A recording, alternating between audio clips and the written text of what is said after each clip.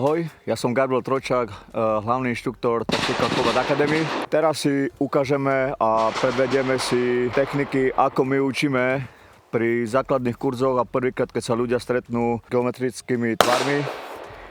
Ako strieľať cez tieto geometrické tvary a ako zaujať niektoré pozície. Tieto veci, ktoré si teraz ukážeme, sú aj príprava na pokročilé veci, či to bude CQB, či to bude streľba okolo auta, alebo streľba v iných neštandardných pozícií alebo v priestoroch.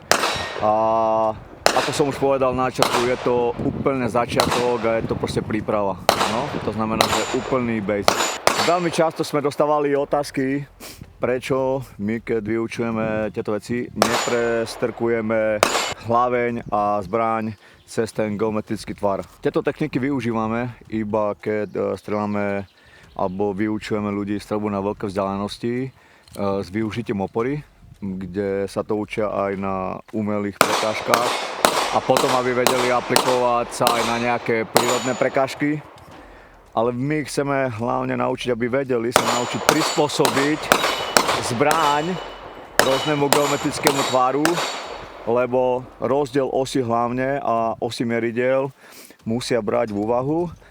A ako som povedal, je to aj príprava streľba okolo auta, pri CQB v niektorých situáciách streľba pomedzi zárubne, pomedzi nábytok, pomedzi pootvorené dvere, alebo v niektorých situáciách, či to bude kombinácia niekde v lesnom prostredí, aby vedeli prispôsobiť si zbraň tomu geometrickému tvaru. Keď si zoberieme tento geometrický tvar, vidíme, že je pozdĺžný, je naklonený. My na to, aby sme mali zásahy, snažíme sa dať, aby sme nestrieľali do bariéry, lebo teraz je to drevo, takže nám neubliží, ale ak by to bola nejaká pevná prekažka, betón, tehla a tak ďalej, každý zásah do tej bariéry alebo do tej steny, tie fragmenty zo strely aj zo steny by nás mohli ohroziť. Ak vám priestor a situácia umožňuje, aby ste boli v určitej vzdialenosti, čím ste ďalej od tej bariéry, tým je to ťažšie. Áno. Ak zoberieme nejaký vojnový konflikt, bojový konflikt a čím ste ďalej od toho geometrického tvaru, od toho otvoru, tak pri streľbe, kde vzniká výšľah na zbrani, je menej viditeľný ten výšľah z tej druhej strany. Ano. Takže ako som spomenul, tento geometrický tvar, ja sa budem snažiť zbraň natočiť presne do pozície, ako je ten geometrický tvar. A red dot, aby som mal tu vo vrchnej časti, lebo ako som spomínal, rozdiel osy hlavne a osy meridiel, áno, aby som mal istotu, že nebudem strieľať do tej bariéry. Tá stabilná pozícia, ktorú mám, že či musím znížiť svoje ťažisko, áno, nakloním sa, hej, a viem pracovať pri tom geometrickom tvari, aby som mal stabilitu. Áno. Keď si zoberieme tu tento štvorec, aj, znova vidíme, je menších rozmerov, znova rozdiel mojej osy, hlavne osy meridiel, je tak natesno, na to, aby som mal znova istotu alebo väčšiu šancu, že netrafím bariéru, tak využijem diagonály, to znamená, že pôjdem šikmo cez ten štvorec, kde ja znova si zvýšim šancu na to, aby som nezasiahol tú bariéru a ten môj zámerný bod bude niekde tu v tejto hornej časti a vidím, že zásahy mi pôjdu mimo bariéry, to znamená cez ten môj stanovený otvor. Keď si to podľa výšky bude vyžadovať moja pozícia, aby som bol na kolene, znova, aby som mal pevnú pozíciu na kolene, áno, aby som vedel aj pri pomerne rýchlejšej streľbe mať stabilitu. Keď mám nižšie tento štvorec, znova, tak ako som využil tú pozíciu, stojí pri tom prvom geometrickom tvare, to znamená, že znova sa nakloním tak, aby som mal čo najmenšiu šancu zasiahnuť bariéru. Keď si zoberieme tento ďalší geometrický tvar, znížim svoj tlak do pozície, znova sa snažím, aby ten môj zámerný bod bol tu a mám istotu, že zásahy mi prejdú cez túto ďalšiu časť. Hej. To isté mi platí, ak by som chcel riešiť cez túto, hej, kde nakloním si zbraň znova do pozície, aby som si zvýšil šancu a minimalizoval pravdepodobnosť, že zasiahnem tú bariéru. Keď si zoberiem tie otvory, ktoré sú úplne dole,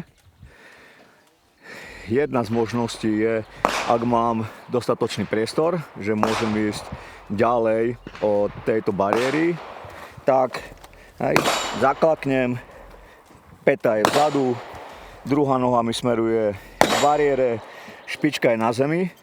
Snažím sa využiť, že môj triceps si opriem o stehno, urobím si stabilitu, áno, urobím si stabilitu a teraz, ak by ten geometrický tvar bol väčší, že to mám opreté o rameno, alebo si to môžem oprieť o ruku, pred lakte, viem to zafixovať môjim gripom, áno, a znova viem riešiť, áno, ten daný geometrický tvar aj z tejto nízkej pozície.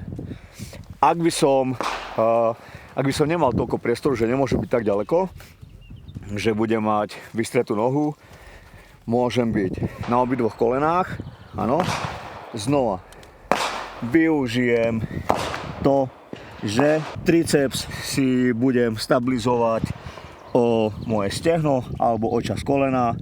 Znova, môj zámerný bod bude niekde tu v tejto časti, aby som minimalizoval to, že budem mať zásahy v bariére. My učíme ľudí a sa presúvam z jedného geometrického tvaru na ďalší. Hej. Zbraň mám odistenú, iba dám prst mimo, pozriem sa, cez ktorý geometrický tvar znova idem a znova si upravím pozíciu, áno, a idem. Prečo je prst mimo? Aby sa nestalo, že niekto do mňa drdne a tak ďalej. A či bude pri mne pri bariére môj kolega alebo niekto a ja trafím tú bariéru a tie fragmenty sa vrátia ku mne. Prečo je zbraň odistená? Znova kompatibilita s rôznymi zbraňami, zbrane typu kalašníkov, alebo iné zbrane, kde je ťažší prístup k poistke. Tak poďme si to streliť.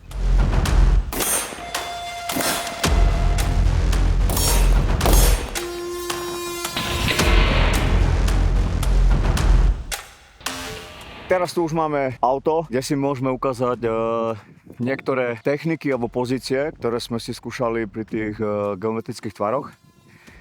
Keď si predstavíte ten pozdĺžný geometrický tvar, áno, to bol ten podĺhovastý a naklonený.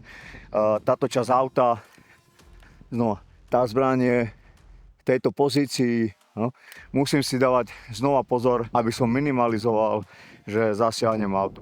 A to, či to bude v tejto pozícii, že stojím, áno, alebo to bude v pozícii, že som na kolene, musím si brať aj v úvahu ďalšie časti auta, v tomto prípade nárazník. Na opačnej strane, keď sme mali ten geometrický tvar, ktorý bol takto naklonený, znova viem využiť tú techniku, ktorú som využíval cez ten geometrický tvar, že nakloním si pušku do tej pozície tak, aby som vedel strieľať cez ten geometrický tvar.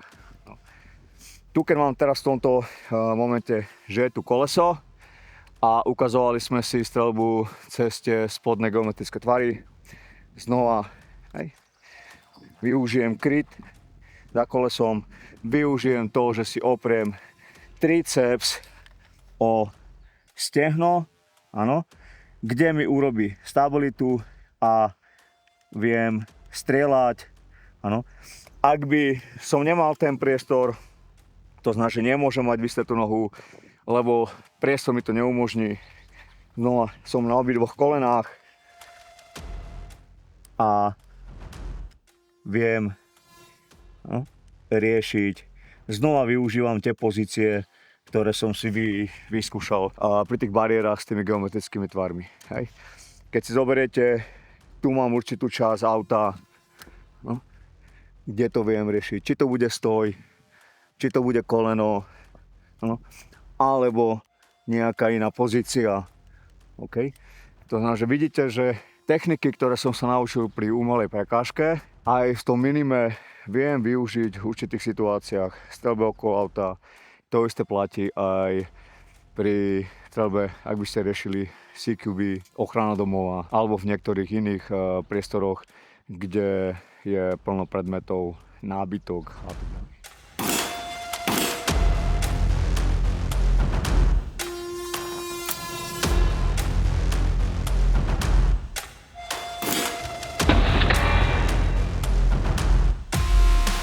Pri pokročilých kurzoch sa dozviete ďalšie iné techniky, nielen prácu pri tých bariérach s geometrickými tvarmi, ale aj pri aute. Takže ja sa na vás teším na kurzoch a dúfam, že sa uvidíme.